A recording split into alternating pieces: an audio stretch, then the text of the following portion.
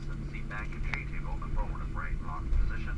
Leave your carry-on items right where they are as the aircraft comes to a complete stop at the gate, and the captain turns off the fasten seatbelt sign above you.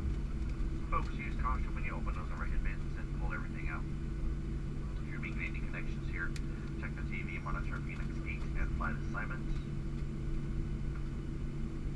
We are continuing on next to Las Vegas. If you're going with us, please remain seated. We have to come from the back to get a through count. Once we have that count, we'll make another announcement.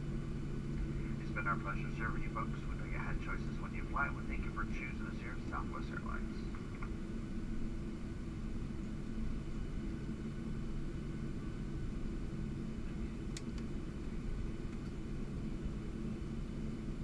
Remind your mom to try to keep her phone with her.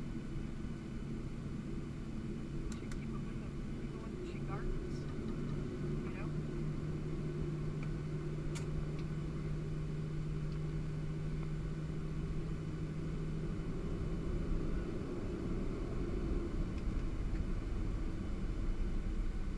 Wow, your mom slept in. It's unusual.